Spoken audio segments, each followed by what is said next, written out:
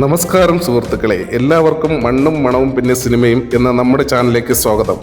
കഴിഞ്ഞ കുറച്ച് ദിവസങ്ങളായി സോഷ്യൽ മീഡിയയിലും തിയേറ്ററുകളിലും ഒരേ ഒരു പേര് മാത്രമേ കേൾക്കാനുള്ളൂ. അത് പാട്രിയറ്റ് എന്നാണ്. മലയാള സിനിമയുടെ രണ്ട് കരുത്തുറ്റ തൂണുകൾ നമ്മുടെ സ്വന്തം ലാലേട്ടനും മമ്മൂക്കയും വർഷങ്ങൾക്ക് ശേഷം ഒരു സ്ക്രീനിൽ ഒന്നിച്ചെത്തിയപ്പോൾ ഉണ്ടായ ആവേശം വാക്കുകൾക്കപ്പുറമാണ്. ഇന്ന് നമ്മൾ പരിശോധിക്കുന്നത് ഈ ചിത്രം ആദ്യ 3 ദിവസങ്ങളിൽ പിന്നിടുമ്പോൾ ബോക്സ് ഓഫീസിൽ ഉണ്ടായ തരംഗത്തെക്കുറിച്ചാണ്. സിനിമയുടെ റിലീസ് ദിവസം മുതൽ തന്നെ വലിയ തിരക്കാണ് അനുഭവപ്പെടുന്നത്. ആദ്യ ദിനം പിന്നിട്ടപ്പോൾ തന്നെ ചിത്രം റെക്കോർഡ് കളക്ഷൻ നേടുമെന്ന് ഉറപ്പായിരുന്നു. രണ്ടാം ദിവസം ചിത്രം ഏകദേശം 47 കോടി 50 ലക്ഷം രൂപയാണ് വേൾഡ് വൈഡ് കളക്ഷനായി നേടിയത്. ഒരു മലയാള സിനിമയെ സംബന്ധിച്ചിടത്തോളം ഇത് ചെറിയ കാര്യമല്ല. മികച്ച അഭിപ്രായങ്ങൾ കൂടി വന്നതോടെ ഫാമിലി ഓഡിയൻസും തിയേറ്ററുകളിലേക്ക് ഒഴുകിയെത്തി.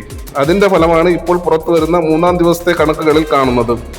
ഏറ്റവും പുതിയ ഔദ്യോഗിക റിപ്പോർട്ടുകൾ പ്രകാരം പാട്രിയറ്റ് 3 ദിവസം കൊണ്ട് ലോകമെമ്പാടുമായി 61 കോടി 25 ലക്ഷം രൂപയുടെ ബിസിനസ് പൂർത്തിയാക്കിയിരിക്കുകയാണ്. ഇന്ന് മാത്രം ചിത്രം നേടിയത് വമ്പൻ കുതിപ്പാണ്.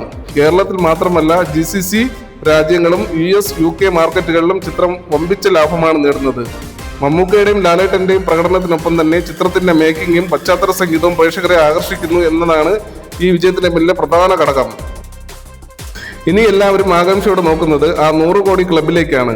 ലാലേട്ടന് ഇതിനു മുമ്പ് പല ചിത്രങ്ങളും 100 കോടി ക്ലബിൽ ഇടം നേടിയിട്ടുണ്ടെങ്കിലും മമ്മൂക്കയുടെ കരിയറിലെ ആദ്യത്തെ 100 കോടി ചിത്രം എന്ന റെക്കോർഡ് പാട്രിയറ്റ് സ്വന്തമാക്കൂ എന്നാണ് ആരാധകർ ചോദിക്കുന്നത്.